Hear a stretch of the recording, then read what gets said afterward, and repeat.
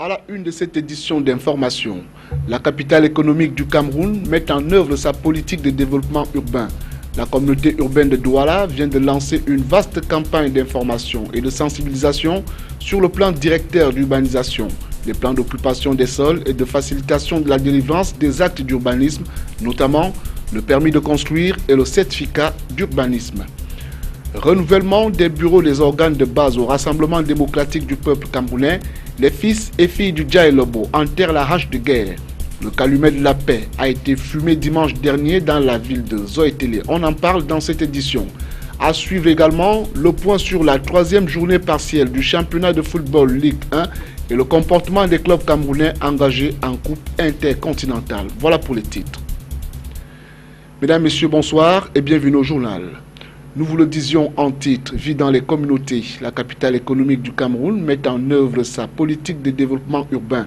La communauté urbaine de Douala vient de lancer une vaste campagne d'information et de sensibilisation sur le plan directeur d'urbanisation, les plans d'occupation des sols et de facilitation de la délivrance des actes d'urbanisme, notamment le permis de construire et le certificat d'urbanisme. La campagne de sensibilisation qui a débuté ce 15 février s'achève le 19 mars prochain. Prenons d'ores et déjà connaissance avec cette initiative axée sur les plans d'occupation des sols. C'est dans ce reportage.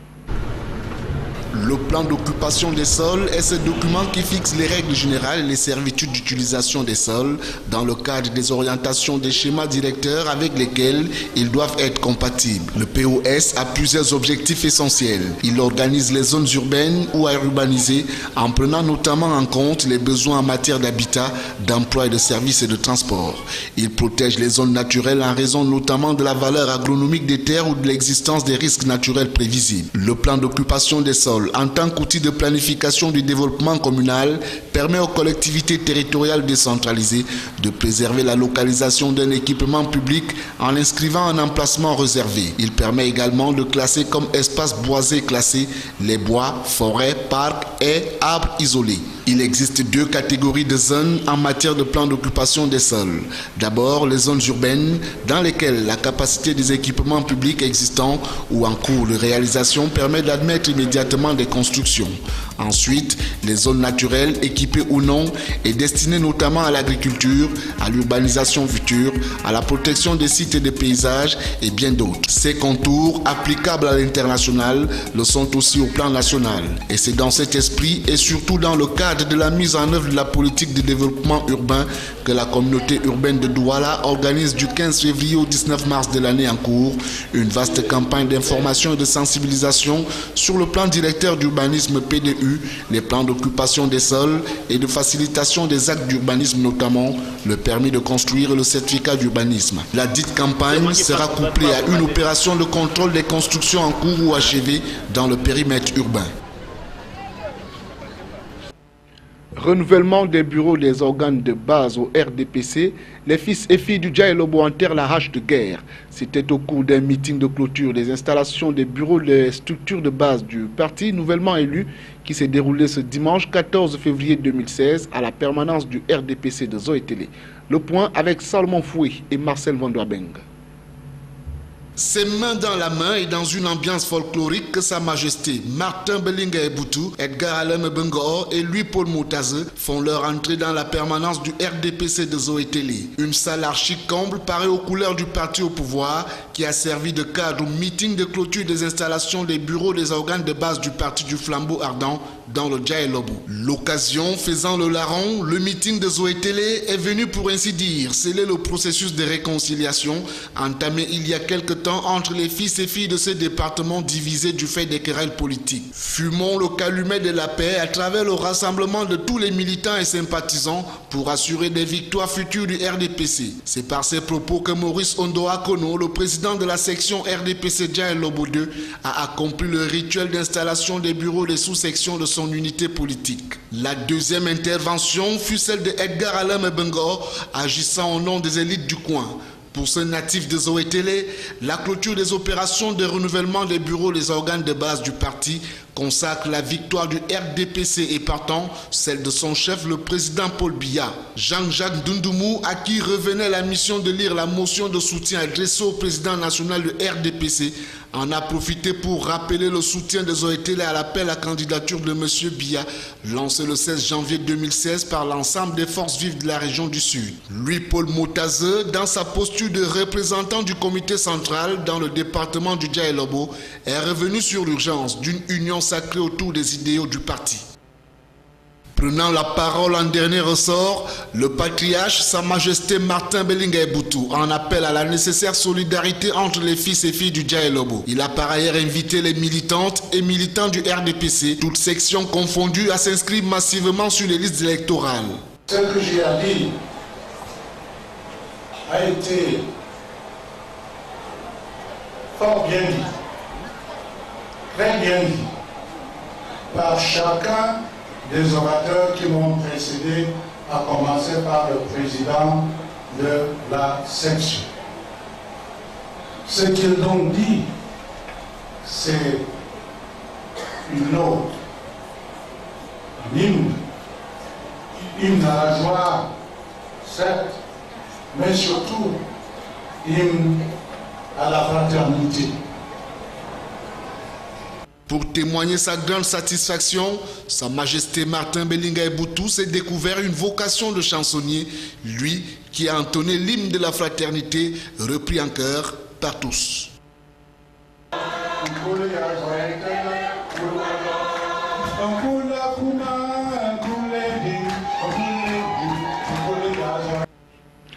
Ouvrons à présent la page sportive de cette édition d'information en parlant des Lions indomptables du Cameroun, désormais à l'école belge.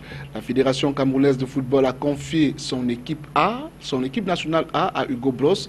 Cet entraîneur belge de 63 ans était loin d'être favori pour succéder à l'Allemand Volker Finke au poste de sélectionneur des Lions indomptables. Reportage. Alain Giresse, Claude Leroy, encore moins Hervé Renard n'ont tapé à l'œil les responsables du football camerounais. Autrement dit, un Français ne succédera pas à Volker Finke au poste de sélectionneur de l'équipe nationale de football du Cameroun. La Fédération camerounaise de football en a décidé hautement, elle qui vient de confier la succession de l'Allemand à un Belge. Il s'agit d'Hugo Broos, entraîneur de 63 ans qui a dirigé plusieurs clubs chez lui en Belgique, en Grèce, en Turquie, aux Émirats Arabes Unis ainsi qu'en Algérie. Hugo Broos, ex-défenseur de Diable Rouge, a en effet entraîné la JS Kabylie en 2014, puis NA Hussein Dey. Le Belge Seven van den Broek et le Camerounais Alexandre Belinga, qui a assuré l'intérim ces derniers mois, seront les adjoints d'Hugo Broos. Un choix entériné ce 12 février 2016 par le président de la Fédération camerounaise de football, Tombi Aroko Sidiki. Une surprise, surtout que le nommé est loin d'afficher le CV et les états de service de ses supposés rivaux pour le poste de coach des Lions indomptables. Hugo Broos devrait faire ses grands débuts le 26 mars à Limbé face à l'Afrique du Sud en éliminatoire de la Coupe d'Afrique des Nations 2017. Sa mission sera de qualifier le Cameroun pour la CAN gabonaise et pour la Coupe du Monde 2018. Le mystère du remplaçant d'Alexandre Belinga à la tête de l'équipe nationale fanion de football a été enfin élucidé. Mais les Camerounais restent sur leur faim. Il est question pour eux d'avoir des réponses sur les raisons de ce choix, mais aussi sur les contours du contrat. Une responsabilité qui semble délicate pour les dirigeants du football camerounais. Vous le dites, Colombe Katal. Hugo Broos, c'est le nouveau point de mire dans la sphère footballistique camerounaise. Le Belge de 63 ans, porté à la tête des Lions indomptables le 13 février dernier, fait couler encre et salive. Mais la seule nomination, fut-elle longue, ne suffit pas pour combler toutes les attentes des Camerounais. Nombreux ou presque tous languissent encore après les raisons de ce choix et les contours de son contrat. À qui de répondre à ces préoccupations? À la FECAFOOT au regard du décret présidentiel du 26 septembre 2014 portant réorganisation et fonctionnement des sélections nationales de football. Mais cette dernière se réjouirait sans doute de voir son acolyte se lancer dans cette délicate mission, d'autant plus qu'après consultation, le MINSEP a laissé les empreintes sur la nomination du nouveau sélectionneur par la FECAFOOT. Un droit de regard tout à fait légitime dans la mesure où le paiement de la nouvelle recrue incombe au gouvernement camerounais par le ministère des Sports et de l'Éducation physique. Les Camerounais, quant à eux, sont impatients d'assouvir leur curiosité aux dirigeants du football du triangle national de s'acquitter de leurs responsabilités. Toujours en sport et en football toujours, week-end africain pour les représentants camerounais au tour préliminaire Coupe de la CAF et Ligue des Champions. UMS de Loum et New Star, engagés à la Coupe de la CAF, n'ont pas convaincu devant les clubs tchadiens et équato-guinéens. En Ligue des Champions par contre, l'Union de Douala a ramené un résultat plus que satisfaisant du Libéria. Michel Ateba. Grâce au doublé de Samuel Lane et du but du milieu défensif Echou, l'Union sportive de Douala peut être certaine de passer la phase préliminaire à la manche retour à Douala, face au Libya United du Libéria dimanche. Les Verts et Blancs du littoral n'ont pas fait dans le détail. Leur score de 3-1 acquis à l'extérieur est un gros atout pour le match retour. Tout le contraire de UMS de Loum et de New Star de Douala en Coupe de la Confédération africaine de football. La formation de Loum a été tenue en échec sur ses propres installations par le club équato-guinéen de Deportivo Mongomo, 0 but partout. De son côté, New Star n'a pas fait le poids face aux Tchadiens de Renaissance de N'Djamena, pourtant en inactivité, battu sur le score d'1-0. New Star devra batailler ardemment pour espérer se qualifier dans 2 semaines. D'ici là, les ambassadeurs camerounais vont rôder en championnat le week-end prochain. Sur place au Cameroun et parlant de Ligue 1, et ce après 3 journées, les As de Douala continuent à faire du surplace. Hier encore, le club a essuyé sa 3e défaite d'affilée. La 3e journée a été aussi marquée par la toute première victoire en championnat de Dragon de Yaoundé. Le point de cette 3e journée partielle avec Michel Ateba une fois de plus. Rien ne va plus chez les Astres Football Club de Douala. Après 3 journées, le compteur du club de la capitale économique affiche toujours 0 points. 3 sorties, 3 défaites, 7 buts concédés contre 2 marqués. Contre Bamboutos de Mbouda dimanche, l'équipe a été battue sur le score de 3-1 par les Mangwa Boys. Une défaite qui plonge la formation au fond du classement avec 0 points. La 3e journée a été aussi marquée par la première victoire de Dragon de Yaoundé en championnat contre Yon Sport Academy qui signait à son tour sa première défaite. Pour le reste des affiches, Apegès de Fou et le Canon sportif de Yaoundé se séparent 2-2, 1 but partout. Score nul et vierge entre Botafogo et Aigle-Roi de la Ménois. Unisport de Bafang et Edil Sport de la Léti. Cosmos du Mbam s'impose devant Lyon Blessé de Futuri, 1-0. Les rencontres de la 3e journée, Union sportive de Douala, Panthère du Ndé, Racing de Bafoussam, New Star de Douala et Coton UMS de Loum ont été reportés à une date ultérieure à cause de l'engagement de ces formations en Coupe intercontinentale.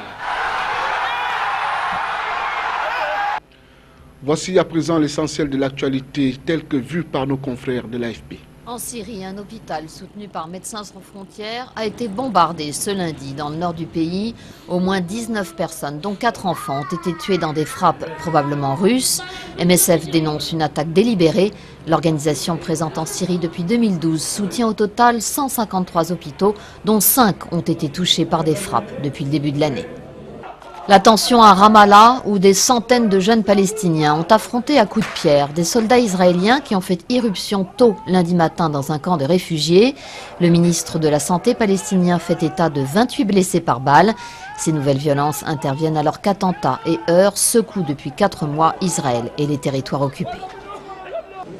Il est le premier ancien chef de gouvernement israélien à se retrouver derrière les barreaux. L'ex-premier ministre Ehud Olmert est entré lundi dans la prison de Ramleh pour y purger une peine de 19 mois pour corruption.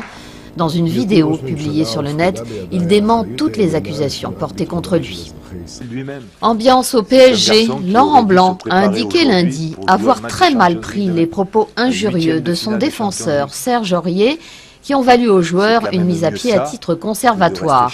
L'international ivoirien a notamment traité son entraîneur de fiotte dans une discussion avec des internautes samedi soir, pitoyable pour l'entraîneur du PSG. Michel Platini joue quant à lui son match retour. Il s'est présenté lundi matin pour contester sa suspension de 8 ans de toute fonction liée au football devant la commission de recours de la FIFA à Zurich. À retenir de cette édition d'information, la capitale économique du Cameroun met en œuvre sa politique de développement urbain. La communauté urbaine de Douala vient de lancer une vaste campagne d'information et de sensibilisation sur le plan directeur d'urbanisation, les plans d'occupation des sols et de facilitation de la délivrance des actes d'urbanisme, notamment le permis de construire et le certificat d'urbanisme. Renouvellement des bureaux des organes de base au Rassemblement démocratique du peuple camerounais, les fils et filles du Dja et Lobo enterrent la rage de guerre. Le calumet de la paix vient d'être fumé à Zoïteri. Fin du journal, bonsoir.